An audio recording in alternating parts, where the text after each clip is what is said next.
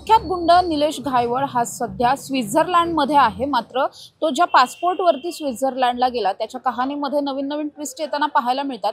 हा जो पासपोर्ट आहे हा मुळातच बनावट असताना तो पासपोर्ट त्याला केवळ एकाच दिवसामध्ये डिस्पॅच झालेला होता, मंजूर झालेला होता।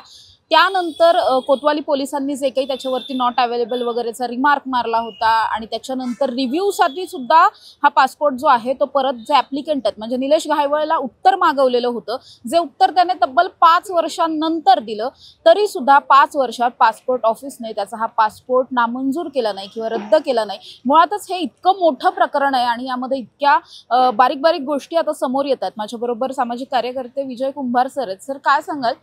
रोज काही ना काही यामध्ये नवीन कळतंय आपल्याला आणि अगदी एका दिवसामध्ये पासपोर्ट मिळतो काय आणि 5-5 वर्ष तो रद्द सुद्धा होत नाही, हे किती गंभीर प्रकरण आहे? याच्यातून एकच गोष्ट लक्षात येते की निलेश घायवळ सारख्या गुंडाला फक्त राज्यातली यंत्रणा नव्हे, पोलीस नव्हे, तर अगदी केंद्राची यंत्रणा जे पासपोर्ट कार्यालय आहे त्याच्याकडूनही मदत मिळत होती असं आता म्हणायला हरकत नाही आहे।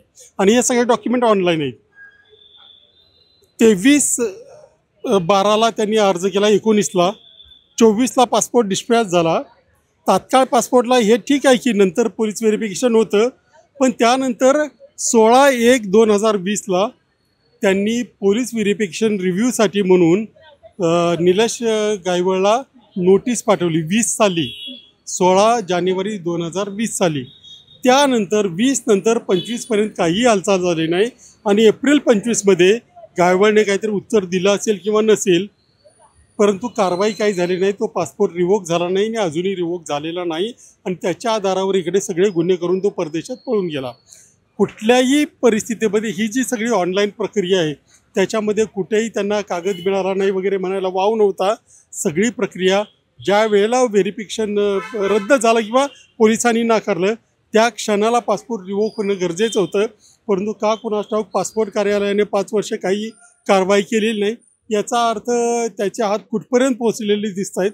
त्यामुळे त्याच्याकडे किती हाच एक पासपोर्ट आहे की आणखी काय आहे हे सुद्धा कळायला मार्ग नाही। परंतु सगळ्या यंत्रणा कुठल्या तरी इन्फ्लुएन्स खाली काम करत होत्या एवढं मात्र नक्की।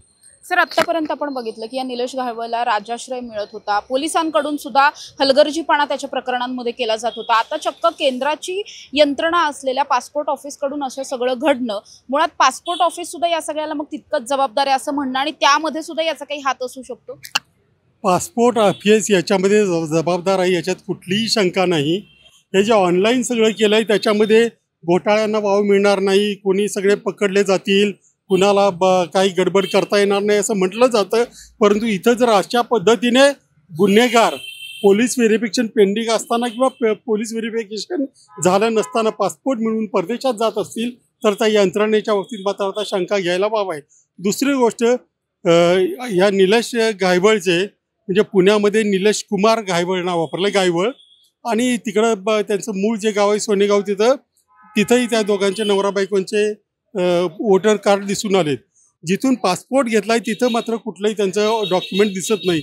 याचा अर्थ अनॅक्चुअली म्हणजे कुठलेही डॉक्युमेंट नसताना सरकारी अधिकाऱ्याच्या शिफारसीने त्यांना तो पासपोर्ट मिळतो, तो त्या आधारे मिळाला असावा अशी शंका यायला जागा आहे। आता तो कुणी दिलाय, कुणाच्या सहीने ते मिळालं याचा विचार आता पोलिसांनी करायचा आहे।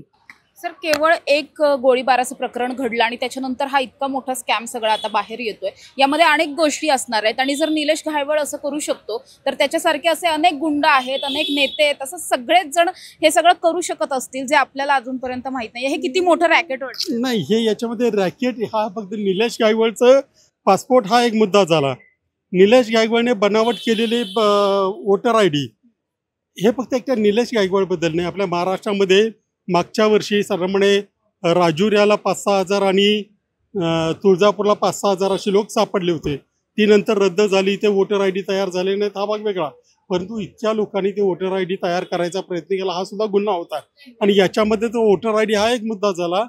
चक्क पासपोर्ट ज्याच्यामध्ये कुठलाही गुन्हेगार सहजासहजी भारताबाहेर पळून जाऊ शकतो तसा हा गेलेला आहे आणि याच्यामध्ये सगळ्या यंत्रणांनी सहकार्य केल्याशिवाय हे होणं शक्य नाही। कारण पासपोर्टच्या बाबतीत असं म्हटलं जातं की ते कार्यालय एवढं स्ट्रॉंग आहे, तिथं कुठली गडबड चालत नाही, लगेच पकडला जातो।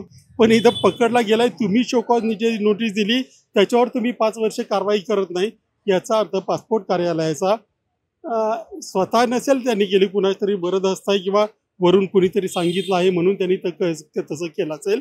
पण हे सगळं बेकायदा आहे आणि याच्यामध्ये जे होते त्यांना जोपर्यंत शिक्षा होत नाही तोपर्यंत लोकांचा पुन्हा एकदा या यंत्रणेवर विश्वास बसणं कठीण आहे.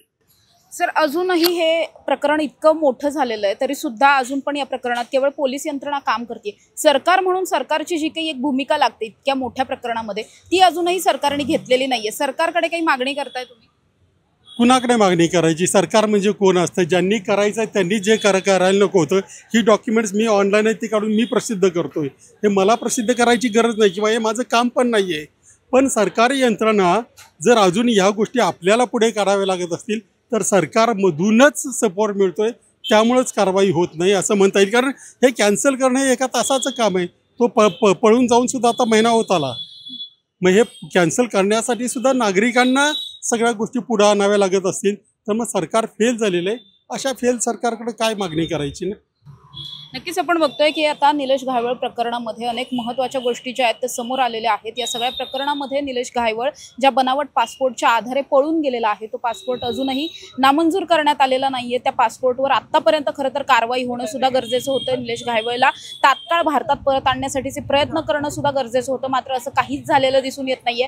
त्याचबरोबर आतापर्यंत निलेश घायवळच्या साथीला पोलीस प्रशासन आणि काही राजकीय नेते वगैरे असल्याचं म्हटलं जात होतं, मात्र आता चक्क केंद्राची यंत्रणा असलेलं पासपोर्ट ऑफिस सुद्धा निलेश घायवळला मदत करत होतं की काय, अशा पद्धतीचे प्रश्न सुद्धा या सगळ्यातून उपस्थित झाला.